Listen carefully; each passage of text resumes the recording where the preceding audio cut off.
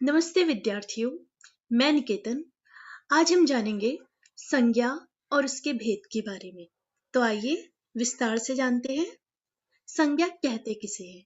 बच्चों, संज्ञा का मतलब होता है नाम। नाम को ही संज्ञा कहा जाता है। हर किसी की पहचान उसके नाम से ही होती है, चाहे वो इंसान हो, चाहे जानवर हो, कोई वस्तु हो। हर किसी का कोई न कोई नाम अवश्य होता है, उसी से उनकी पहचान होती है। तो आइए देखते हैं संज्ञा की परिभाषा। किसी व्यक्ति, वस्तु, स्थान, मन के भाव और समूह के नाम को ही संज्ञा कहते हैं। जैसे मोहन, रामायण, लाल किला, खुशी, उदासी आदि। इन्हीं के आधार पर संज्ञा के 5 भेद बताए गए हैं। तो आइए देखते हैं कौन कौन से भेद हैं। संज्ञा के भेद। पहला दिया है व्यक्तिवाचक संज्ञा, दूसरा है जातिवाचक संज्ञा, तीसरा भाववाचक संज्ञा, चौथा है समूहवाचक संज्ञा और पांचवा है द्रव्यवाचक संज्ञा। अब हम इन सभी भेदों के बारे में और विस्तार से जानेंगे। तो सबसे पहला संज्ञा भेद दिया है व्यक्तिवाचक संज्ञा। जिस संज्ञा शब्द से किसी विशेष व्यक्ति, वस्तु या स्थान का बोध हो। ध्यान दीजिए, जिस संज्ञा शब्द से, संज्ञा यानी नाम, जिस संज्ञा शब्द से किसी विशेष व्यक्ति, वस्तु या स्थान का बोध हो, उसे व्यक्तिवाचक संज्ञा कहते हैं। जैसे स्वामी दयानंद सरस्वती ने आर्य समाज की स्थापना की थी। यहाँ विशेष व्यक्ति स्वामी दयानंद सरस्वती है। रामचरितमानस एक धार्मिक ग्रंथ है। रामचरितमानस एक धार्मिक ग्रंथ है। ये एक पुस्तक का नाम है जो विशेष वस्तु में आता है। तीसरा उदाहरण है, जयपुर को गुलाबी शहर भी कहते हैं। जयपुर और गुलाबी शहर दोनों ही एक विशेष स्थान है। कहने का मतलब जिनके लिए एक पर्टिकुलर नाम दिया है, जिनकी पहचान उनसे हो रही हो, वे सारे शब्द व्यक्तिवाचक संज्ञा में आएंगे। दूसरा भेद देखते हैं, जातिवाचक संज्ञा। जिस संज्ञा शब्द से किसी व्यक्ति, वस्तु, स्थान या प्राणी की संपूर्ण जाति का बोध होता है, उसे जातिवाचक संज्ञा कहते हैं। ध्यान दीजिए, जिस संज्ञा शब्द से किसी व्यक्ति, वस्तु, स्थान या प्राणी की संपूर्ण जाति का बोध होता है, उसे जातिवाचक संज्ञा कहते हैं। कहने का मतलब है, जैसे व्यक्ति में हर कोई आ गया, चाहे लड़का हो, लड़की हो, स्त्री, पुरुष, बच्चा, बूढ़ा, हर कोई व्यक्ति के जाति में आ गया।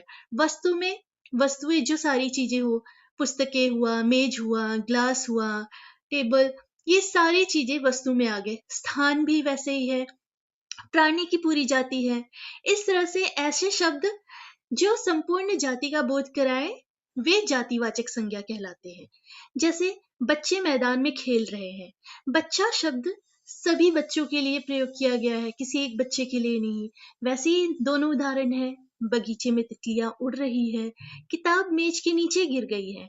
यहाँ किसी का पर्टिकुलर नाम न देके उसकी संपूर्ण जाति का बोध कराया गया है। इसलिए ऐसे सारे शब्द जातिवाचक संज्ञा के अंदर आएंगे। तीसरा भेद, भाववाचक संज्ञा। जिस संज्ञा शब्द से किसी गुण, दोष, विशेषता, स्थिति, दशा आदि मन के भाव के नाम का बोध हो, उसे भाववाचक संज्ञा कहते हैं। कहने का मतलब, जिन चीजों को हम देखकर, सुनकर, चखकर महसूस कर पाए, वे सारे शब्द भाववाचक संज्ञा में आएंगे। जैसे उदाहरण दिया है, मोहन को बहुत भूख लगी है। कैसे पता लगा मोहन को भूख लगी है? उसे महसूस हुआ कि उसे भूख लग रही है। रमा की लिखावट बहुत सुंदर है। कैसे पता चला लिखावट बहुत सुंदर है? आपने उसे देखा, उससे पता चला कि उसकी लिखावट बहुत सुंदर है। सेब में मिठास है। सेब को चखा जाएगा तब पता चलेगा सेब में मिठास है। तो इस तरह से जिन चीजों को हम देखकर, सुनकर, चखकर महसूस करते हैं, वे सारे शब्द भाववाचक संज्ञा में आएंगे।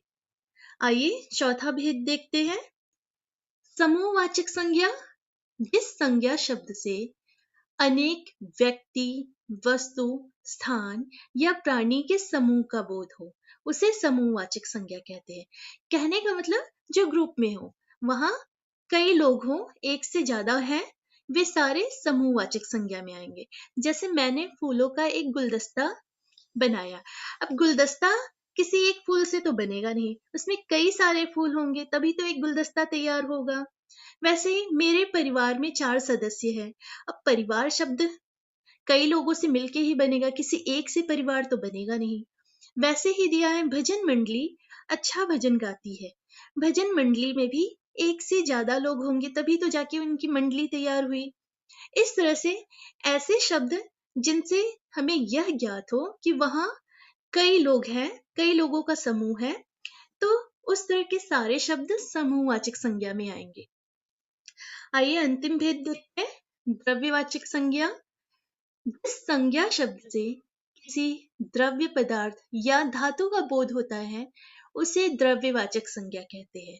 कहने का मतलब जो ठोस से द्रव्य में बदला जा सके वे सारे शब्द द्रव्यवाचक संज्ञा में आएंगे, वे सारे नाम द्रव्यवाचक संज्ञा में आएंगे। जैसे सोने चांदी से आभूषण बनाए जाते हैं। अब आप कहेंगे कि सोना चांदी तो ठोस होता है, वह द्रव्य में कैसे आएगा? तो सोना चांदी हम आग में पिघला सकते हैं, उसे द्रव्य में बदल सकते हैं। इसलिए सोना चांदी यानी धातु के जो सारे नाम हैं द्रव्यवाचक में आएंगे। पेट्रोल वैसे ही द्रव्य है। 2 किलो शक्कर ले आओ, शक्कर को भी हम पिघला सकते हैं। तो ऐसी चीजें, ऐसे द्रव्य पदार्थ या धातु जिनको हम पिघला के द्रव्य में बदल सके वे सारे नाम द्रव्यवाचक संज्ञा में आएंगे। आशा है कि आप लोग को अच्छे से समझ में आ गया होगा संज्ञा और उसके भेद के बारे में। धन्यवाद।